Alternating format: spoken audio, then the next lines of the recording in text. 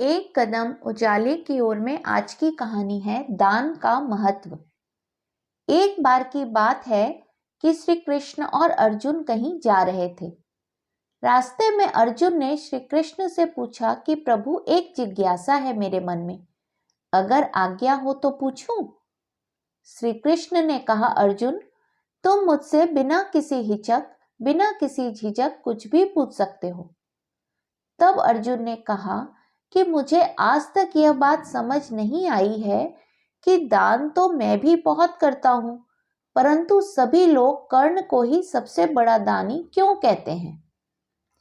यह प्रश्न सुनकर श्री कृष्ण मुस्कुराए और बोले कि आज मैं तुम्हारी यह जिज्ञासा अवश्य शांत करूंगा। श्री कृष्ण ने पास में ही स्थित 2 पहाड़ियों को सोने का बना दिया।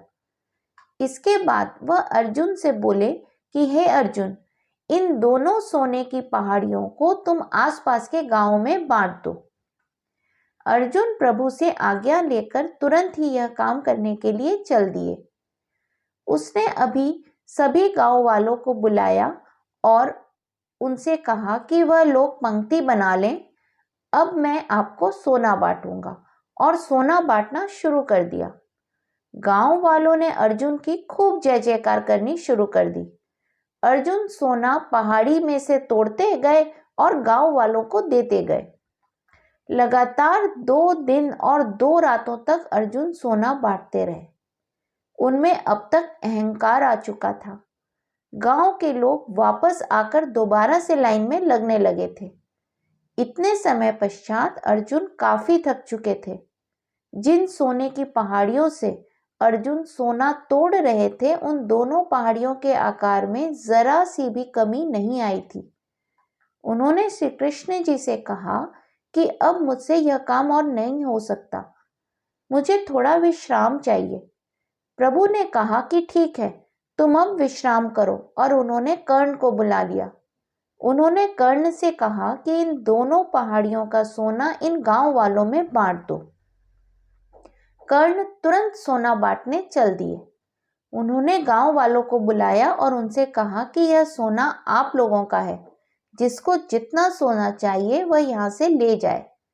ऐसा कहकर कर्ण वहां से चले गए। यह देखकर अर्जुन ने कहा कि ऐसा करने का विचार मेरे मन में क्यों नहीं आया।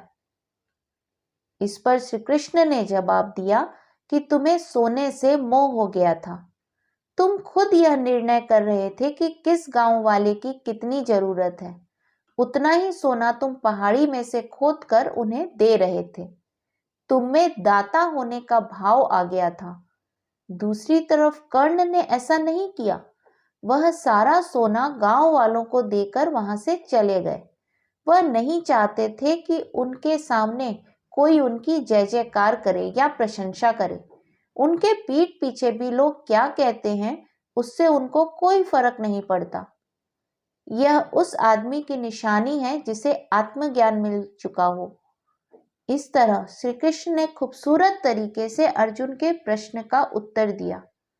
अर्जुन को भी अब अपने प्रश्न का उत्तर मिल चुका था। दान देने के बदले में धन्यवाद या बधाई की उम्मीद करना, जय जयकार की उम्मीद करना दान नहीं, सौदा कहलाता है।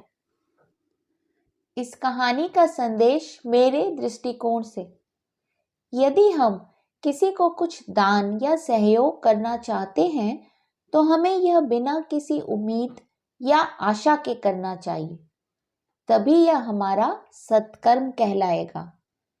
हरि ओम।